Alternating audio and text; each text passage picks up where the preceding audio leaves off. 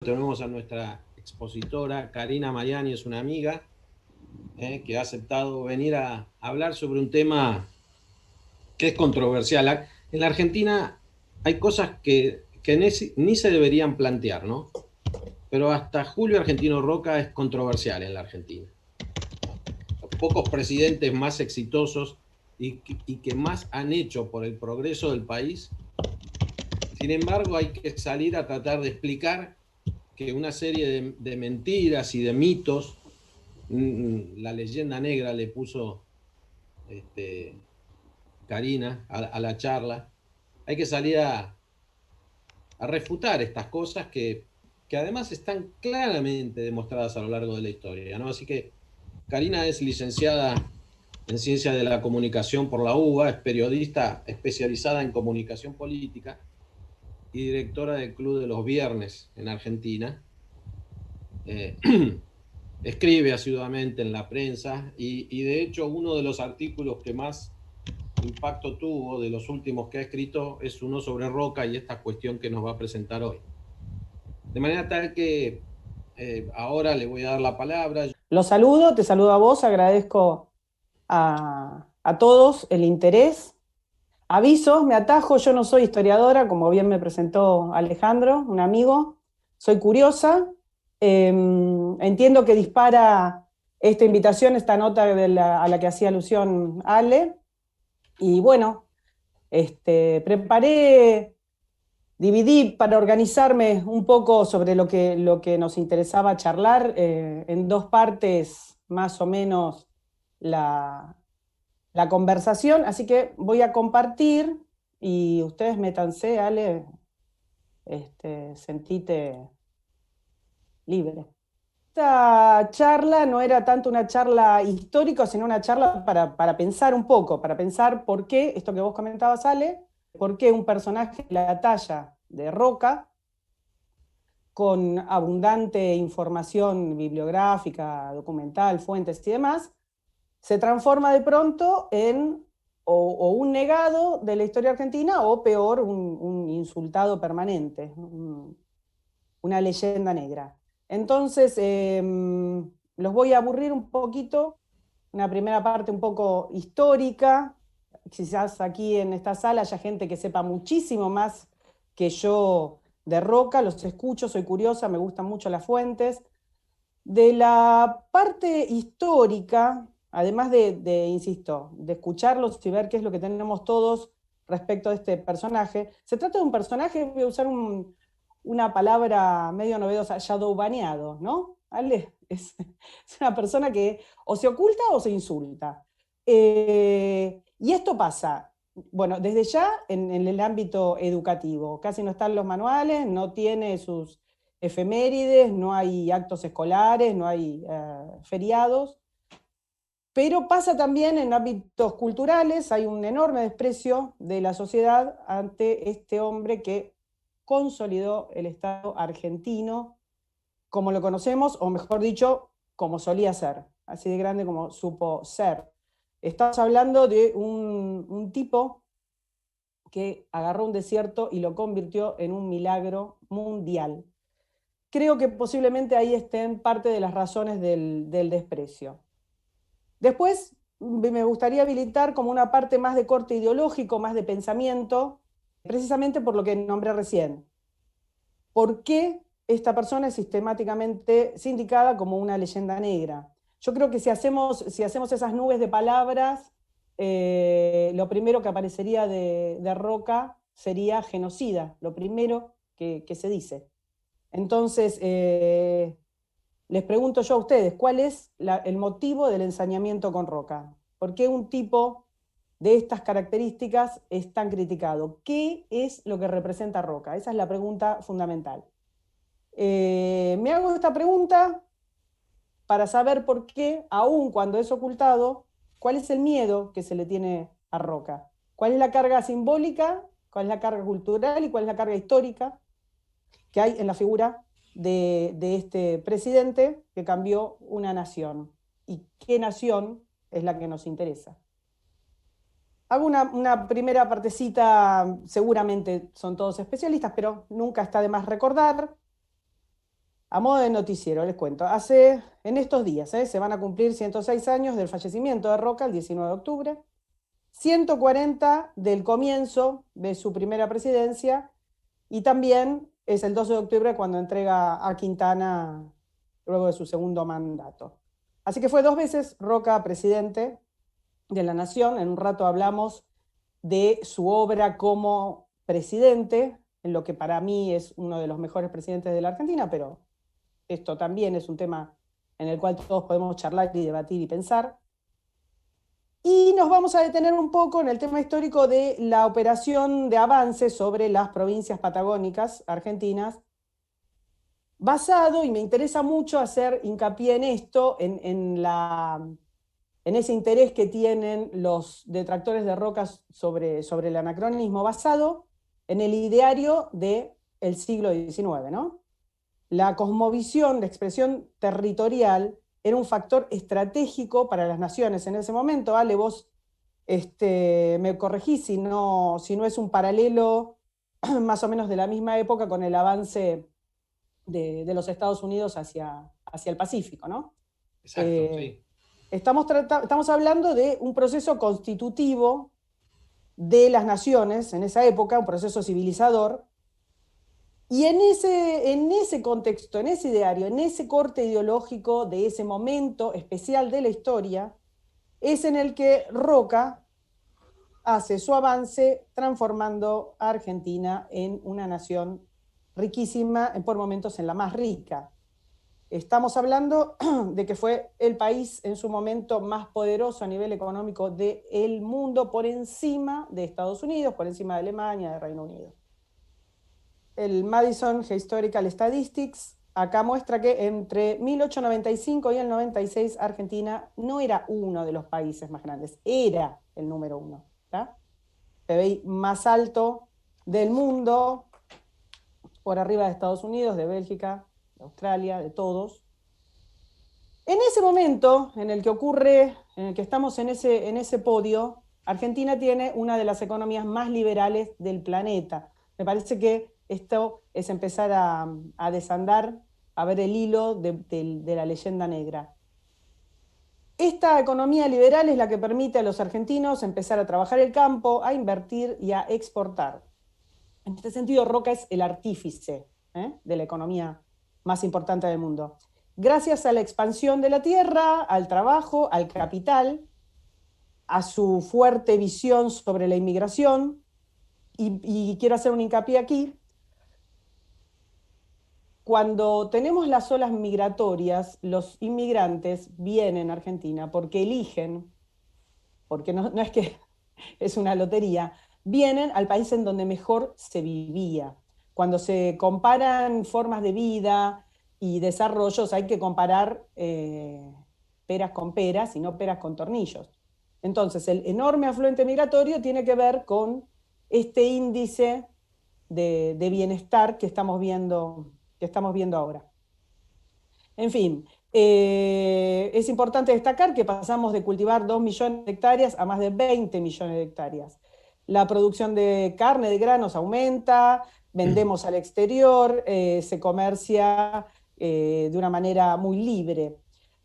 El PBI per cápita, esto también es interesante destacarlo, porque parte de la leyenda es decir, bueno, no, en realidad las grandes oligarquías se beneficiaban, era un país para pocos, estos grupos se beneficiaban porque tenían los campos y no llegaba a la parte baja de la pirámide. A ver, entendamos que cuando se mide un PBI, no se mide el PBI viendo la renta de Roca, sino viendo toda la pirámide. Entonces, la comparación hace que estuviéramos mejor, que toda la pirámide fuera más beneficiada la Argentina que la del resto del mundo.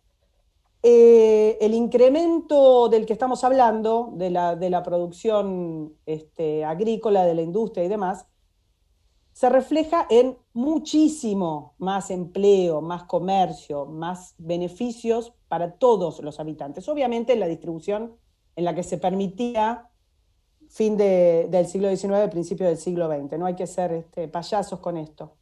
Pero bueno, les decía, estaban mejor las clases bajas, mejor que en otros países, se beneficiaban todos. Y esto fue la base de la elección del afluente inmigratorio, ¿verdad?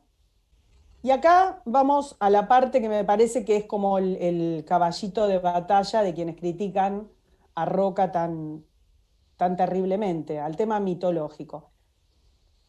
Roca encabeza la segunda campaña al desierto.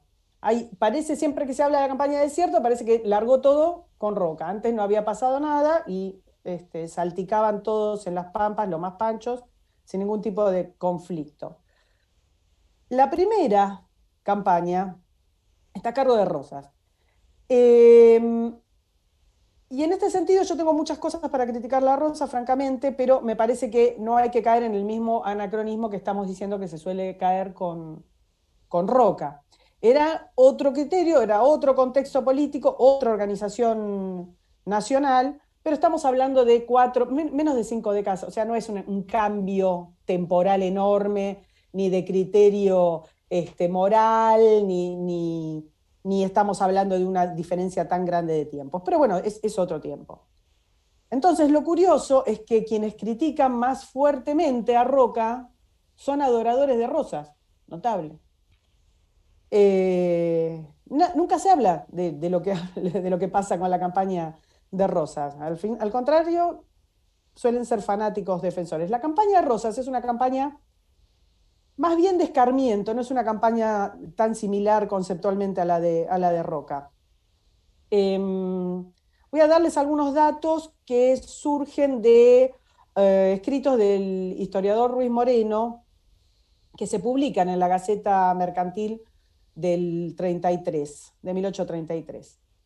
Dice que en la campaña de Rosas han muerto, les leo literal, a lanzazos 3.200 indios.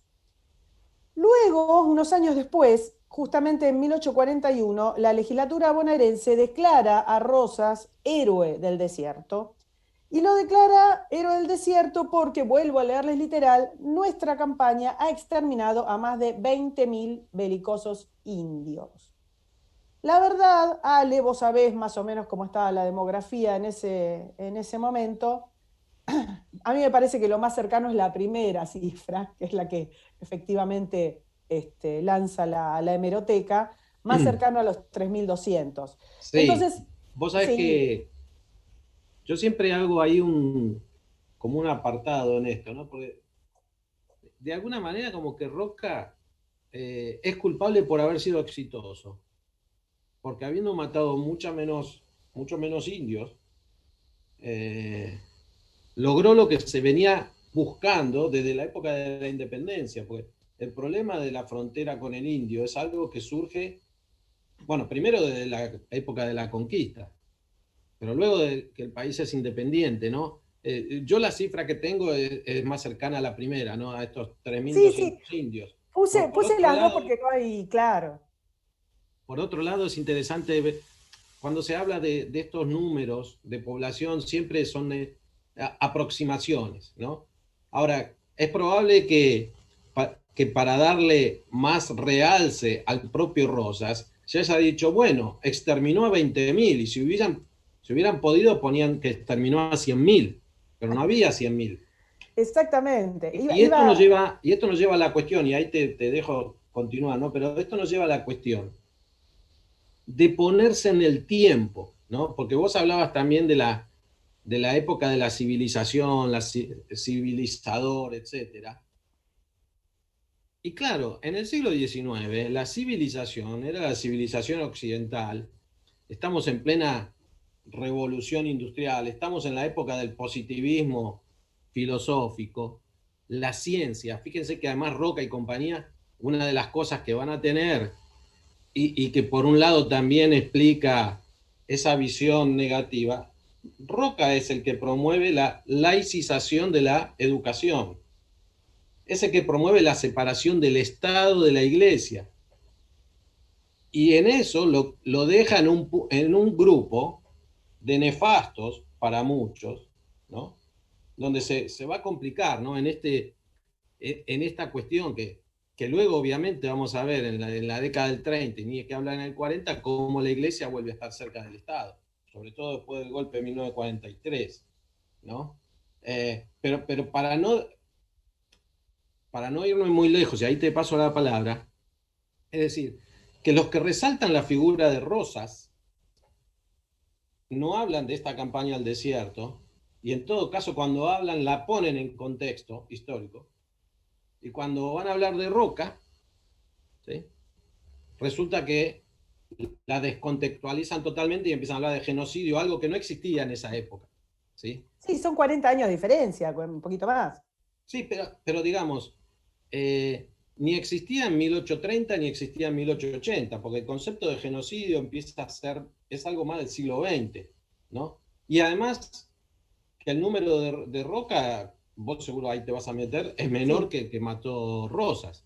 sí, Entonces, a mí si me Roca es un interesa mucho. genocida, Rosas también es un genocida y además ineficiente, porque lo mató y no logró contener la Patagonia para los argentinos, o, que tampoco existía la Argentina como tal, ¿no? Este es otro gran debate que a muchos les duele, pero claro, no había constitución, no había control del todo el territorio nacional, no había una autoridad central, etcétera. Hay gente que se cree que Rosas fue presidente, pero era solo gobernador de Buenos Aires. Nada más que Bueno, Buenos Aires, claro, tenía todo el poder, ¿no? por eso digo que a pesar, digamos, del escaso tiempo que hay entre las dos campañas, tenés ahí la Constitución en el medio y la caída de Rosas. En un ratito hablamos, a mí me parece muy fascinante, pero debe haber gente que sepa muchísimo más, yo lo tengo muy por arriba, el tema de las negociaciones y de las alianzas políticas de Rosas y de Urquiza con los caciques, ¿no? Porque esto no es una cosa desorganizada. Pero quiero retomar y quiero que nos quedemos con este concepto. Cuando yo coincido con vos que lo más lógico, lo que más sentido tiene es algo cercano y aproximadamente a la primera cifra, pero mirá la diferencia.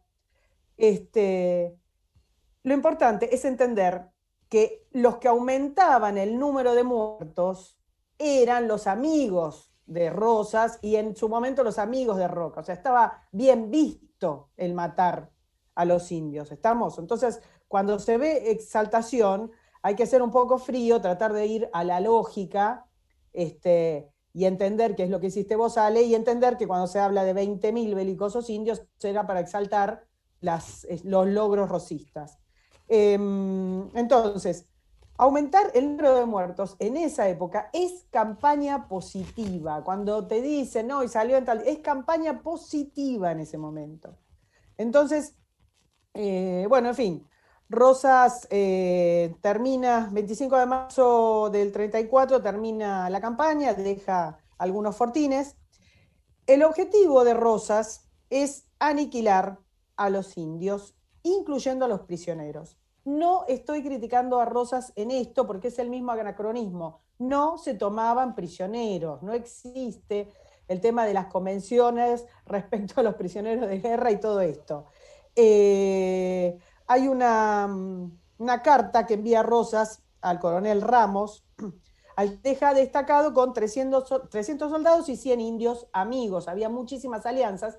Es algo similar a lo que pasa en la conquista, que, como bien decía Sale, tampoco se dice la alianza entre tribus originarias y los conquistadores. Pero, en fin, paso aquí a una carta que le manda Rosas, te decía, a su subordinado, y te cuento lo que dice. Les voy a leer. No conviene que al avanzar una toldería traigan muchos prisioneros. Con 2 o 4 hay bastantes. Y si agarran más, esos allí en caliente nomás se matan a la vista de todo el que esté presente. Pues es que entonces en caliente nada hay de extraño y es lo que corresponde. Pero estos prisioneros no se descuide con ellos. Si alguno es de alguna importancia tal que yo hable con él, mándemelo. Imagínate la suerte del tipo que le manda. ¿No? Pero si no, lo que debe usted hacer es, luego ya enterarme de que no los necesite para tomarles declaraciones, puede hacer, al marchar un día, quedar atrás una guardia bien nutrido, bien instruido, el jefe encargado, que me parece que puede para esto ser bueno Valle, quien luego de que no haya nadie en el camino, los puede ladear al monte y ahí lo fusila. Si después echasen de menos los indios a los dichos prisioneros y les preguntasen los cabezas qué se ha hecho de los prisioneros, puede usted decirles que, habiéndose querido escapar y teniendo orden la guardia de que si los pillaba por escaparse los fusilase, había cumplido dicha orden que había usted dado. Porque peor sería que por consideraciones de lástima tuviese que darme usted la noticia de que los prisioneros se hayan ido y yo enojarme. Es como decirle que no sos vos, soy yo, y estas eran las órdenes expresas de Rosas. Es importante entender, porque hay también toda una cosa alrededor de los prisioneros tomados en la segunda campaña, que el tratamiento en esa época en Argentina, en el mundo, en los malones, en el bando de los soldados de Rosas y de Roca, la toma de prisioneros y la custodia de prisioneros no existía como concepto. No, no estaba ni bien vista ni era práctica, no se usaba, no se hacía. Entonces, hablábamos que no hay un enorme cambio de época, son pocos años, pero sí hay un enorme cambio histórico porque se suceden una serie de cosas como la caída de Rosas, perdón, la Constitución y demás. Sí me parece que hay que reconocer que en esos tiempos ni los indios ni los soldados tomaban prisioneros. Cuando hablamos de estas acciones es imposible no pensar en eso, porque si no desvirtuamos todo. Se generan luego del término de la campaña de Rosas una serie de ataques sucesivos. Los ataques eran cada vez más organizados, más violentos. Hay muchas estrategias, una de las cuales es la famosa zanja de Alsina. Alsina, que era entonces el ministro de Guerra, que luego es de Avellaneda, que luego es reemplazado por Roca, ante el pedido de los comerciantes, de los colonos y demás, hace esta protección similar a una trinchera que es un fracaso. Acá tenemos este maravilloso cuadro, que lo pueden ver si alguna vez vuelve a abrir el Museo de Bellas Artes. Arreciaban los ataques de los malones. Los malones no es una manifestación desorganizada, ¿tá? El malón es un ejército. Había muchísimos. En 300 está el malón que ataca a Bahía Blanca en mayo del 59, una fuerza que había reunido gran parte de todas las tribus de la zona. La cantidad era impactante y es dramático porque por primera vez empiezan a ver desde el gobierno que los atacantes ingresan a los poblados y hacen bolsa todo. Hay un personaje que me encanta, vos seguramente sabes mucho más de él, es el cacique general Calfucurá, que es el abuelo de Ceferino Namucurá. El cacique Calfucurá había entrado al país, bueno, les pido perdón por la incorrección, había pasado a nuestras pampas de Chile a principios de los años 30, fin de los años 20, principios de los años 30. Tipo que tenía mucha inteligencia política, grandes dotes militares, pionero en lo que llamamos guerra relámpago, movilizaba un enorme ejército. Calfucurá fue aliado de Rosas, después cuando ya ve que la cosa va en contra del restaurador, se moviliza y se pasa para el bando de Urquiza. En fin, les quería decir, es interesantísima la historia porque es un tipo que empieza a hacer los malones cada vez más lentos, hace malones en el 36, en el 37, en el 52.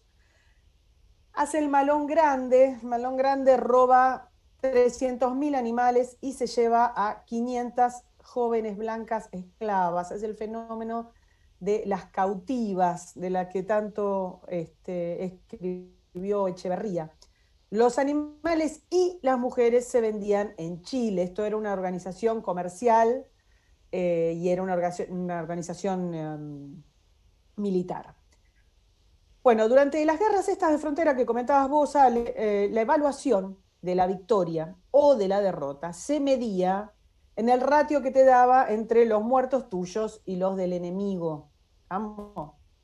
Entonces, por eso los partes oficiales suelen ser un poco, tal vez, un poco dibujados siempre para arriba. Cuando Avellaneda designa Roca, le pide, un humanista, le pide el estricto cumplimiento de la ley del 25 de agosto del 67. Llevaba demorada más de una década. ¿Qué decía esta ley? Decía, la presencia del indio impide el acceso al inmigrante que quiere trabajar. Y esta era la problemática y no otra. No es una problemática de exterminio como la que habíamos visto en la primera campaña. Para financiar la expedición, y esto es importante recordarlo, se hace una cuadrícula con La Pampa. Las parcelas eran aproximadamente de 10.000 hectáreas y se emitían títulos por la suma de 400 pesos fuertes. Se vendieron en la Bolsa de Comercio, se impedía que se vendieran parcelas contiguas. Estas tierras eran tierras del indio, y esto es otro tema, Ale, que me interesa tu opinión. A ver, estas tierras son tierras desiertas que están ocupadas y no sistemáticamente con expediciones pobladoras desde, no sé, desde el siglo XVI, principio del siglo XVI, ¿no? Las tribus que son contra las que se hacen estos combates ingresan al territorio 180 años después. ¿Estamos? O sea que ya había pobladores criollos, producto de la fusión que proviene de la conquista. Esto es importante sostenerlo, lo escribí este domingo, porque esta demanda del primer poblador es una demanda que nos lleva, no sé, a que nos venga a demandar alguien que diga que su abuelo cruzó el estrecho de Bering. Así que me parece que no tiene sentido, me parece que no tiene sentido estar diciendo si eran tehuelches, si eran araucanos, si eran mapuches y demás, pero lo cierto es que civilización mestiza ya estaba en estos lugares y ya había un tira y afloje por la posesión de la zona. Sí, yo creo que ahí hay como varias cuestiones para pensar, ¿no? Mientras vos ibas hablando, ¿no? De los malones y del enfrentamiento, etcétera, y que hay un hecho que es irrefutable, que es que la historia de la humanidad mayoritariamente impuso sus derechos a través de la fuerza, ¿no? Digamos, eventualmente el siglo XX al menos empieza con toda una serie de estatutos y leyes, hablando en contra de la violencia, etcétera, que igual después en los hechos no se comprueban. Quizás son estos últimos 50, después de la Segunda Guerra Mundial, donde hay menos conflictos, ¿sí? Generales. Pero si volvemos a nuestro tema y a la discusión, y este tema porque tiene plena vigencia, porque vemos supuestamente poblaciones originarias o que se dicen originarias tomando tierras ahora mismo en la Patagonia, ¿no? Y acá se mezclan 3 o 4 cuestiones, me parece. Una, y es que, bueno, toda la conquista de América, pero si vamos a Europa, y nosotros porque no sabemos historia de Asia y no sabemos historia de África, porque existe como esa visión naive, que, bueno, que en África, porque son todos negros, entonces no hay guerras tribales entre ellos, ¿no? O sea, nada más lejos de la verdad. Ni no todos los que son negros son de la misma raza, ¿no? O en Asia ni hablar. Pero claro, nosotros estudiamos la historia de Occidente y sobre todo la conquista de América. Ayer o antes de ayer, tenía gente en mis redes sociales que supuestamente pensaban parecido a mí, pero decían, no hay nada que celebrar, porque no fue una conquista, fue un sometimiento, no fue un descubrimiento. Entonces, indignados, ¿no? La gente. Pero, o sea, yo asumo que es a veces por falta de conocimiento, porque con esto no estamos diciendo que el uso de la fuerza lo justifica todo. Pero la historia lo que hace es explicar qué pasó y por qué, y aventurar hipótesis de por qué pudo haber pasado, ¿no? No, el historiador no tiene que hacer juicio de valor, decir este está bien, este está mal. Habiendo dicho esto, los indios de la Patagonia han sido muy exitosos hasta la llegada de Roca, finalmente, ¿no? Porque se han mantenido ahí ni los españoles, ni luego las Provincias Unidas del Río de la Plata, etcétera, ni el propio gobierno de Chile los pudo someter. ¿Sí? Este es un punto. Digamos, ellos usaban la fuerza y contra ellos se usaba la fuerza. Y durante los primeros 70 años de vida independiente de la Argentina, la fuerza la dominaron ellos, porque mantuvieron el control de esa región. Luego, también hay otra concepción distinta de lo que es el derecho de propiedad colectiva, privada pero colectiva de los indios, con respecto al derecho de propiedad individual privada, individual, que va a surgir en la Argentina basado en el derecho europeo, etc. Entonces, son dos concepciones distintas, ¿no? Y cada uno lo defiende a lo suyo. Si nosotros vamos a contar la historia vista desde el otro lado, ellos dirán, bueno, nosotros defendimos nuestro territorio porque... ¿Y por qué? Porque estábamos antes. Porque el punto siempre es, bueno, ¿quién llegó primero? ¿No? Bueno, y vos llegaste primero y mandaste en esa tierra, o sea, llegaste primero que los españoles, pero antes había otros a los que vos dominaste y sometiste. ¿Sí? Existe toda también otra fantasía, que es que antes de la llegada de Colón, el imperio inca, el imperio azteca y antes de ellos el imperio maya, Bailaban en ronda. eran imperios pacíficos donde iban a las tribus vecinas y le decían, ¿quieren pagar impuestos? Y le decían, no, no queremos. Ah, bueno, entonces no pague. ¿O quieren darnos estas vírgenes para sacrificios humanos? No, no queremos. Bueno, entonces usamos a nuestras esposas. No. Ya. Y el otro punto interesante para marcarlo en ese contexto, y que ya medio lo había mencionado, pues esta idea de la civilización, ¿no? De lo que sería civilización. Bueno, en aquel momento la civilización era Occidente, y era cristiana, ¿sí? Y era la ciencia. Yo estoy totalmente de acuerdo con que alguien diga, no, para mí la civilización es andar con un taparrabo comiendo raíces. Bueno, está bien, es tu visión, ¿no? Después no me vengas con el Twitter, con el iPhone y con lo que sea, ¿no? Seguí mandando señales de humo, ¿no? Para organizar tu revolución. Y la otra, y ahí te paso para seguir este relato interesante, que también yo veo, es que, y que hay mucha gente que, no sé, yo creo que por enseñanza, se piensan que la Argentina existió siempre, digamos. Era el virreinato del Río de la Plata, y después, viste, cuando yo hago la pregunta a los chicos del colegio o de la universidad ahora, la Argentina ganó o perdió territorio desde la independencia, viste, y 99% te dicen perdimos. ¿Por qué? ¿Qué creen ellos? Que el virreinato del Río de la Plata era la Argentina. No, eso fue una división política que hizo alguien desde Europa, que nunca vino a América y dijo, bueno, ahora el virreinato es así. Y chao, porque si vas a hacer la misma pregunta en Perú, es decir, desde la independencia, ganamos o perdimos territorio, te van a decir perdimos porque originalmente el virreinato del Perú era toda Sudamérica menos Brasil. Entonces, las naciones se van formando y la nación argentina, en una parte importante, en estos años 1800, por eso está Rosas también yendo a hacer esta campaña del desierto entre la primera y la segunda gobernación. Más allá de que tenía sus intereses económicos, porque era un saladerista. Y estos indios, como bien dijiste vos, le robaban el ganado. Entonces él llegó y ahí en el río Colorado, en un determinado momento, le dice la gobernación de Buenos Aires, le dice, bueno, le damos la isla de Choel como reconocimiento a su campaña, etc. Y él, muy astuto, le dice, miren, no, porque este es un territorio estratégico para Buenos Aires. Mejor que quede en manos de la provincia. Denme 15.000 hectáreas cerca de la ciudad de Buenos Aires. No era ningún tonto, no sabía el valor de esas hectáreas y todo. Porque era un hombre de negocios y ese era su negocio. Y cuidar la frontera también era parte de su negocio, por eso en muchas épocas hacía acuerdos y alianzas con estos caciques, porque finalmente, hablando se entiende la gente, así cuando alguien saca el pie del plato, bueno, vuelve el enfrentamiento. ¿Sí? Y eran su fuerza de choque en muchísimos casos. También, digamos, no existe el ejército nacional, no existe el control.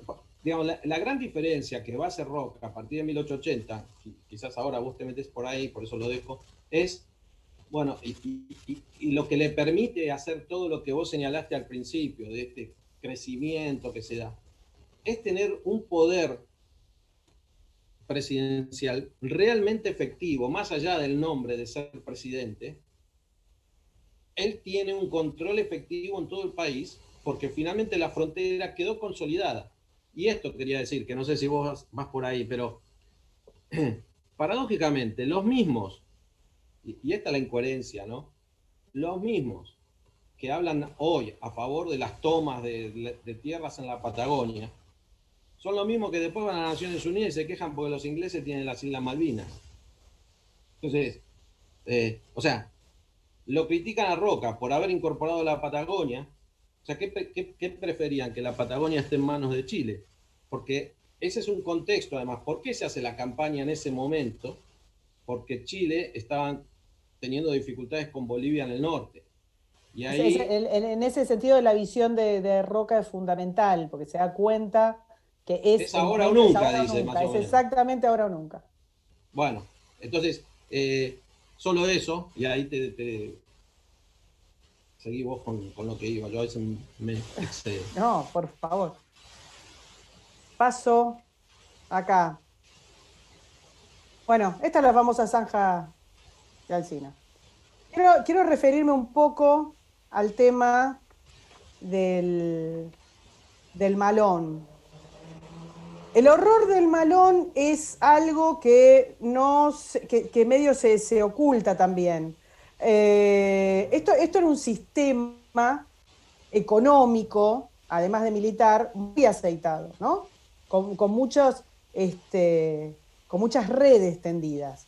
Entonces, hay algo que tenemos que recordar, hablando de esto que decías vos, Ale, que si es eficiente el malón es porque aprende a manejar muy bien el cuchillo, el hierro, que le viene de Europa, porque aprende, porque se hace muy diestro con el caballo y porque comercia ganado. O sea, estamos hablando de que ya estamos ante una fusión enorme de cultura, que a mí me parece muy provechosa, ¿eh? O sea, no provechoso el malón, pero digo, me parece provechosa toda fusión de cultura. Pero esto hay que entenderlo, no estamos hablando de esto que decías vos, esta concepción del indio virgen y pacífico que es atormentado, ¿no? Parte del comercio, parte de la estructura era tomar cautivas, mujeres blancas. Esto, hay mucho para charlar sobre esto, no me voy a extender, no tiene sentido, no es el tema, pero una sola cosita, para que no se escapen las cautivas, se les hacía un tajo en los pies, un tajo muy profundo, se morían de infecciones por esto, los feminismos actuales. Entonces, y después eran torturadas de todas las maneras que se les ocurran y vendidas. Tiene más o menos unos 400 kilómetros la zanja, era para evitar malones de una manera más defensiva, si querés, un fracaso absoluto. Y en ese contexto, y en el contexto internacional, regional que estabas explicando, Ale, empieza la segunda campaña.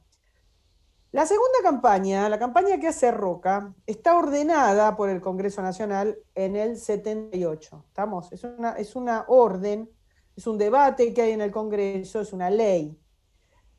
Roca dice esto, y lo traigo a cuento de lo que decíamos antes sobre el concepto de los prisioneros, de los indios y cómo se los veía. Roca dice esto: el Poder Ejecutivo no puede, pues, sino tener sentimientos benévolos y humanitarios para el indio, siempre que prefiera vivir al amparo de nuestras leyes y deje su vida de robo y pillaje, y no estorbe la realización de la grande obra de que se trata. Estas son sus palabras. A ver, estamos hablando de una visión política, Roca era un excelente político, algo que ve en el cambio de clima, una inteligencia en la que empieza a cambiar su discurso en relación a la toma de prisioneros. La norma era matarlos, ¿estamos? Y, en fin, te quería decir esto porque es importante mostrarlo, que al ser una ley y hablar del Congreso, es Roca el que empieza a cambiar el paradigma moral y ético. La organización también de la campaña es discutida en el Congreso y estamos hablando de que todo el mundo estaba harto del malón, todo el mundo quería que se terminen, todas las expresiones políticas, todos los gobiernos provinciales, regionales, los medios de comunicación, todo el mundo estaba harto del tema del Malón. Era grave el tema del Malón. En fin, Roca organiza esta expedición. Es muy interesante porque Roca se lleva a periodistas, se lleva a científicos.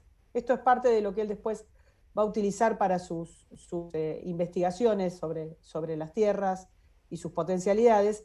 Y se lleva a funcionarios también. Lleva al periodista Remigio Lupo, que es responsable del diario La Prensa. Me pongo mi corazoncito ahí. Y se lleva también muchísimos científicos, naturalistas, gente que estudia la flora, la fauna, condiciones del suelo. Te voy a poner otra novedad. Se lleva enfermeros y auxiliares dedicados a los prisioneros. ¿Estamos? Es el primero que obliga a vacunar y que manda prisioneros después a Buenos Aires. De acuerdo, y ahora nos metemos con los números que están viendo ahí. Esto es parte de la documentación que está en la memoria del Departamento de Guerra y Marina del 79. Estos documentos son cotejados. Recuerdo que esta campaña es presenciada por periodistas, por científicos, por funcionarios de la oposición. De acuerdo con esta memoria, se toman 5 caciques prisioneros, uno de los cuales es el famoso Baigorrita. Hay 1.271 indios de lanza, o sea, soldados, prisioneros, 5 caciques principales, también prisioneros, y 1.313 indios de lanza muertos. Este es el número. Después se lleva prisioneros que no son parte activa de los malones, 10.513 indios de chusma, que así se les decía. O sea que por indio muerto, Roca entrega casi 9 prisioneros al gobierno. Este es un cambio fundamental en la ética 40 años después de lo que veníamos hablando. Quiero hacerles una perspectiva muy, muy, muy pequeña de todo esto. Desde que comienzan la guerra muy marcada, fronteriza con el indio, más o menos desde mediados de los años 20 del siglo XIX, las muertes totales se calculan en alrededor de 50.000 indios. O sea que los 1.313 que mata Roca son menos del 3% de las muertes que tienen que ver con la guerra, con los enfrentamientos con indios. La campaña de Roca mata menos del 3%. Con lo cual queda totalmente fuera de discusión el tema del genocidio, ¿no? Genocidio ni siquiera existe como concepto, partamos de la base. Aunque existiera, no, es una pavada. Fue mucho más genocida Rosas o lo que pasó antes que en 1200, que 2000. Supongamos que que se hicieron mal los cálculos, no son 1200, son 2400. No, y el triple tampoco, obviamente. No te da de ninguna manera o sea, el número como para poner un genocidio, una campaña sistemática para hacer desaparecer a los indios. Porque además no me quiero poner en exquisita porque no viene al caso, pero un genocidio es una campaña sistemática de exterminio de una raza específica por una cuestión en particular o de una comunidad específica. No tiene nada que ver con todo esto. Esto es una guerra, y es una guerra que se viene manteniendo desde 1820, que recrudece por momentos, que tiene bajas de los dos lados y que aproximadamente el 3% corresponde a la campaña de Roca. Te decía el número tentativo de 50.000 indios, que es lo que más o menos hace el ponderado entre las distintas fuentes, y eso se contrasta con 35 criollos que mueren más o menos por estos enfrentamientos, más o menos en el mismo periodo. Ahora, ten en cuenta que los criollos que mueren no son civiles, ¿tá? Son los que morían en los ataques. Y de los 35.000, a los 35.000 le tenés que sumar todas las cautivas robadas y asesinadas y violadas y demás. Así que en las cifras estamos parejos. Había malones chicos, había pequeños ataques, pero los malones grandes, vuelvo a insistir, eran ejércitos militares bien organizados, bien planificados. Y ahora vuelvo a hacerte una comparación que me parece importante. De los registros que hay, por ejemplo, del Malón del 75, que ataca Azul y Tandil, muy famoso, participan entre 3.500 y 5.000 indios. ¿Por qué traigo este número a colación? Vos me podés corregir, Ale. Más o menos el ejército de los Andes tenía menos de 4.000 soldados y tendría unos 1.500 auxiliares, ¿no? O Sí, sea, no sé los números, pero supongo que por la época en la que estamos hablando, de 1820, era una enormidad ese número. exactamente. O sea que el Malón Grande es más o menos, para que te des una idea de la capacidad de conquista, más o menos lo mismo que utiliza el Libertador cuando cruza, cuando libera Chile. La campaña de Roca no supera los 5.000 hombres, tiene 5 divisiones. La cuarta parte de sus miembros son indios amigos. Y acá me meto, entro y salgo un poco de lo que les decía de la segunda pregunta, de la segunda parte, es ¿a quién le sirve la leyenda negra de Roca a la luz de estos números que acabamos de ver? A ver, a mi criterio se trata de una corriente de poder, ¿no? Se viene forjando hace décadas. Yo no le puedo atribuir, si bien son catalizadores los pensadores kirchneristas de la leyenda de Roca, viene hace muchísimo tiempo esto. Yo pienso, lo pongo a consideración de la sala, que esto tiene que ver con que es Roca y no Rosas el representante de un ideario de libertad, de un ideario de progreso, que es muy molesto para la progresía que viene después y que destroza unas décadas después la economía y la sociedad y la cultura de un país. La victoriosa campaña del desierto que bien decías vos, que marca un antes y un después, la campaña de Roca, delimita nuestro territorio, lo consolida y le permite poner en marcha políticas fundamentales que consolidan el Estado moderno. O sea, este cierre de la campaña de Roca es un puntapié fundamental para un crecimiento posterior. Hay temas que me interesan particularmente, más allá de mi enorme admiración hacia Sarmiento, quiero hablar de la ley 1420, de la ley de educación común, obligatoria, pública, gratuita y laica. eh, ¿Qué hace? Estoy teniendo problemas de conexión, Ale. No sé si.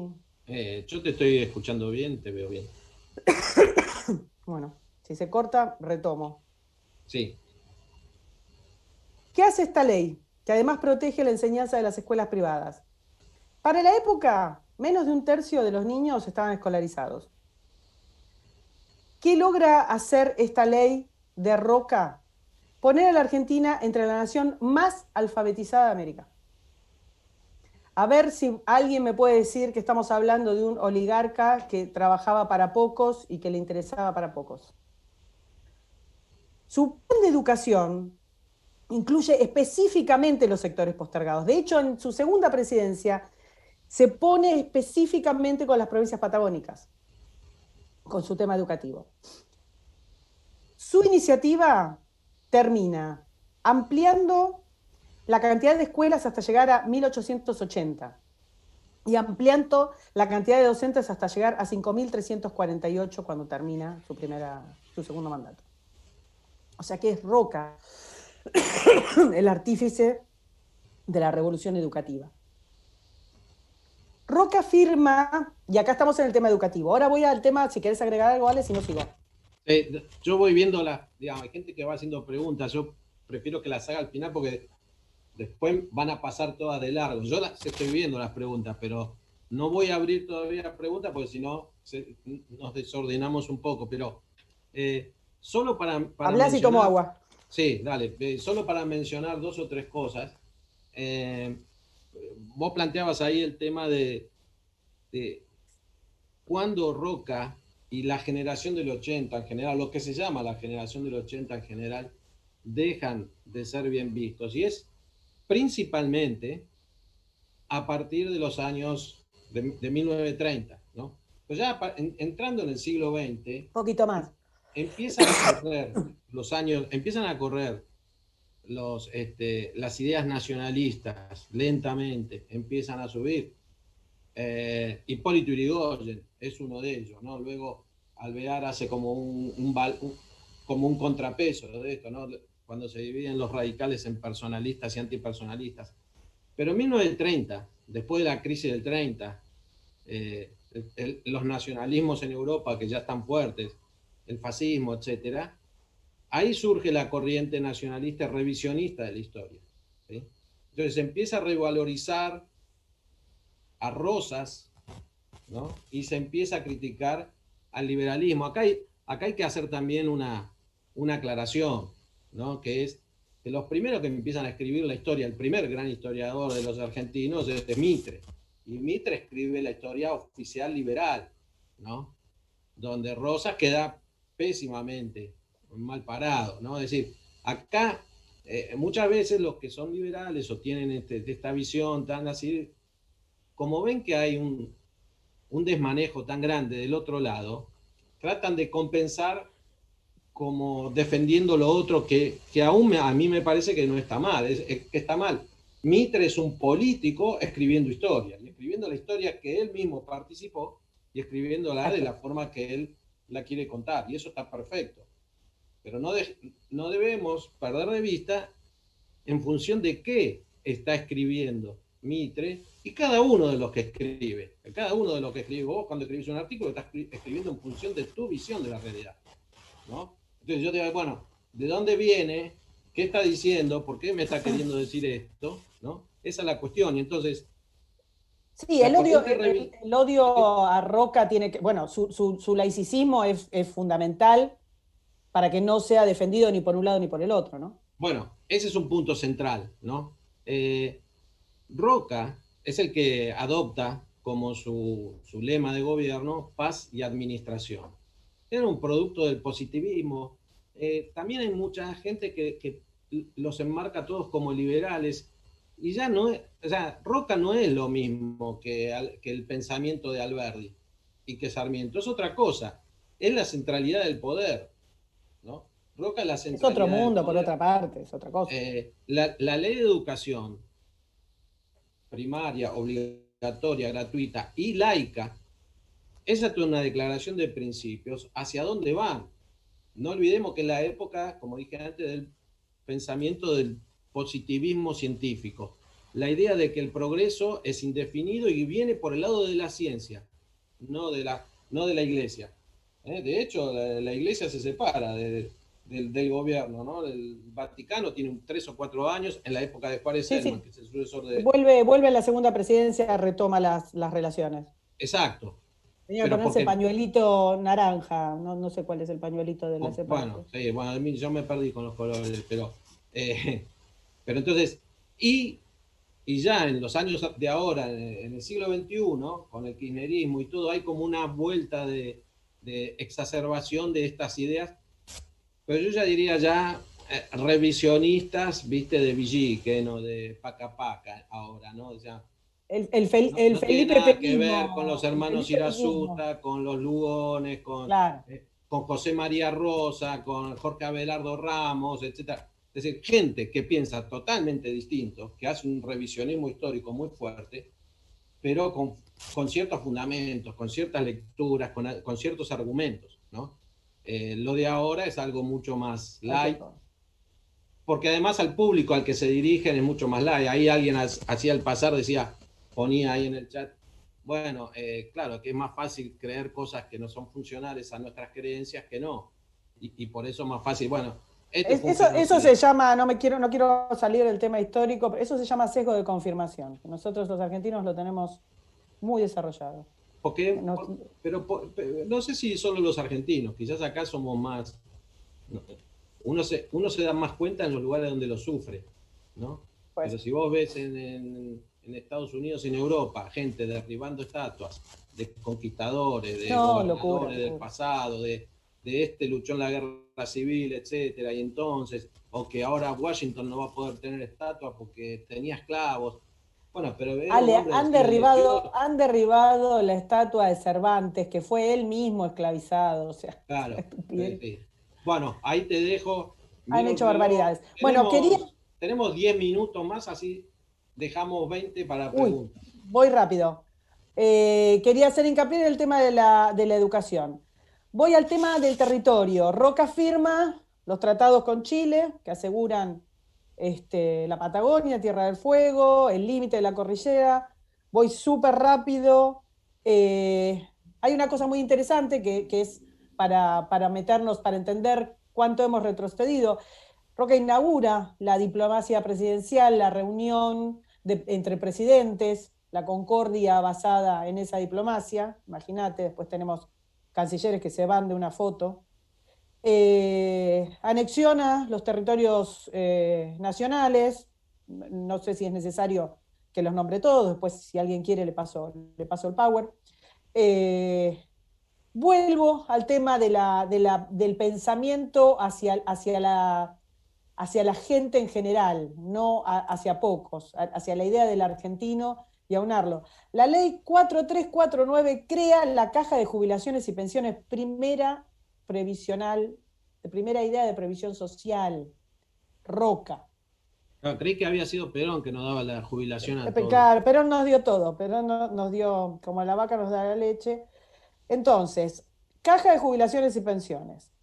Dota al país de la primera flota de mar, moderniza el ejército. ¿Esto qué significa? Hace una uniformidad del ejército nacional, termina con las milicias provinciales. Es impresionante la visión de Roca en esas políticas públicas. El servicio militar obligatorio cambia la idea de ejército, va hacia un ejército moderno, educado. Bueno, crea la moneda nacional, la ley 1133. ¿Qué hace eso? ¿Qué es lo que permite? ¿Por qué pensamos después? Porque permite el libre intercambio comercial en el territorio. Vos pensá la cabeza del tipo. Todo esto, un tipo que tenía menos de 40 años. Las leyes laicas, que vos conocés, que nombraste bien, me gustaría agrandar un poco ese criterio para que se entienda que saca de la Iglesia la jurisdicción del control civil y lo pone en el Estado, el registro de nacimientos, matrimonios, defunciones.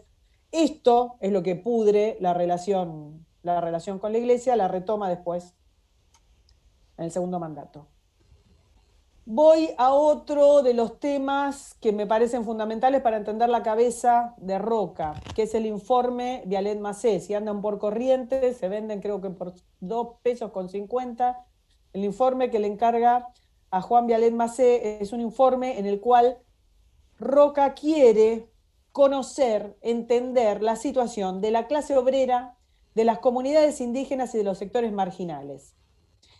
Este es el trabajo, el informe Vialet Macé, que después, a que no sabes quién se lo adjudica, es el informe Vialet Macé el que permite la creación de un plan, de un proyecto de ley que no se logra aplicar, no era para esa época, se implementan muy poquitas cosas, se retoma después, pero era un proyecto de ley que contemplaba la jornada de 8 horas, supresión del trabajo nocturno, sábado inglés, prohibición de trabajo a menores de 14, salario mínimo, que ahora ya yo lo agarraría a Roca y le diría de qué estaba pensando, preaviso, licencia con goce de sueldo, reconocimiento de las organizaciones sindicales y tribunales del trabajo. Este es el gran oligarca que se supone que era Roca. En fin, estas ideas después las agarran y dicen que son exclusividad de gobiernos que vinieron a posteriores. Hablabas de la ciencia, Ale. Es el artífice de la explotación de las regiones desérticas. El tipo convirtió un desierto en un país.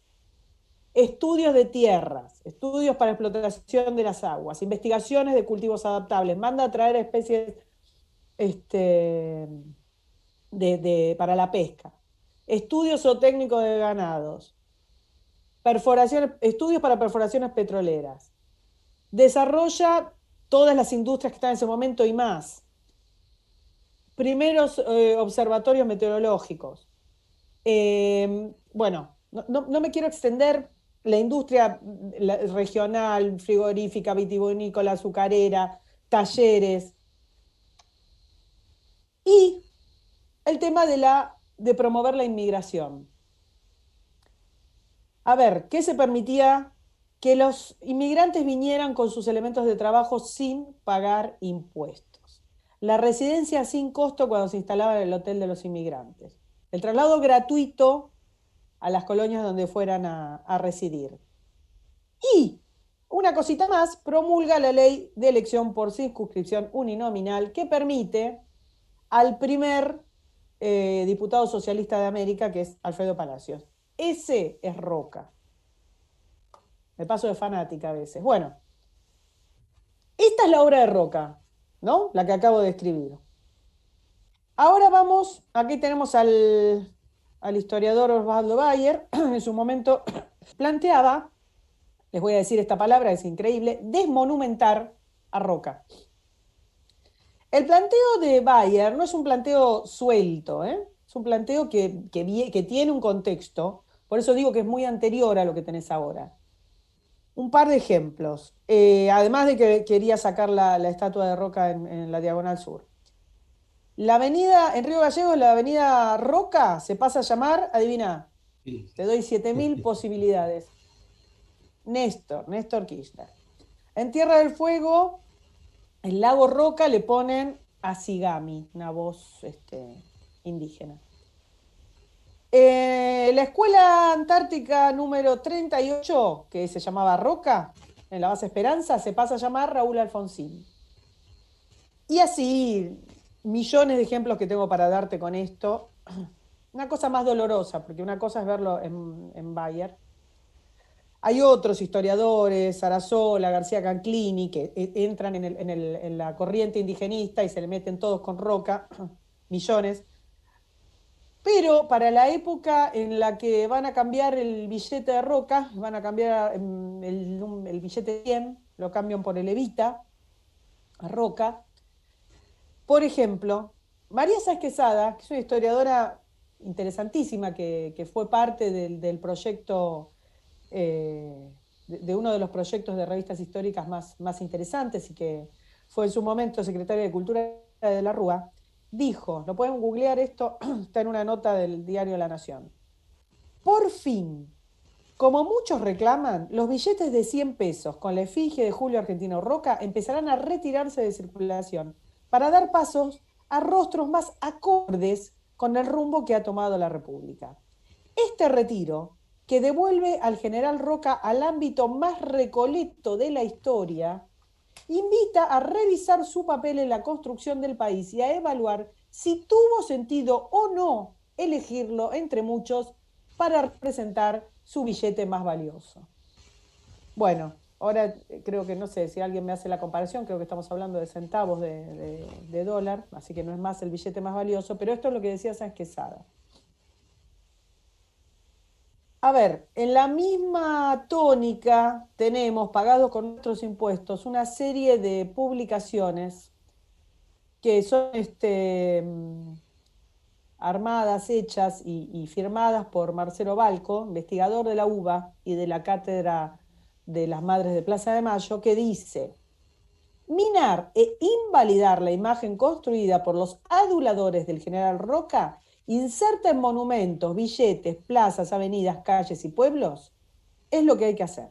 Personajes como Roca ya están muertos, fallecieron cómodamente en sus camas. La justicia no los puede alcanzar para que paguen por sus crímenes y crueldades, pero nosotros podemos castigarlos en la memoria. En fin. A mi criterio, esto es personal, la campaña del desierto es, luego de las guerras de independencia, el mayor acto de soberanía argentino. Yo creo que es el que la idea de paz y administración que vos habías citado, Ale, los elementos que son necesarios para la constitución de un Estado moderno, un Estado-nación moderno. Cuando muere Roca, el Producto Bruto argentino era el equivalente al total de los países de la región sudamericana, sumando a Brasil. Entonces, detrás de la leyenda negra está, yo creo, la demonización de la Argentina liberal, de la Argentina moderna y de la Argentina próspera. Porque a pesar de todos estos datos, y son datos de una conversación, de una charla, de un miércoles al mediodía, se pueden buscar más, se puede hacer más por el legado de Roca. A pesar de todo esto, que es tangible, sigue siendo el prócer más denostado de la Argentina. Yo creo que hay mucho acá de adoctrinamiento ideológico, mucho de negocios. La furiosa desmonumentación de Roca viene acompañada o se vuelve más virulenta con los reclamos indigenistas. El 12 de octubre, pero de 1904, terminaba su segundo mandato, le traspasaba la presidencia a Quintana. Y Argentina en ese momento era una potencia respetada. Moría en el 14 y ahora con esto terminé, con esto y saludándolos con paz y administración terminé mi exposición.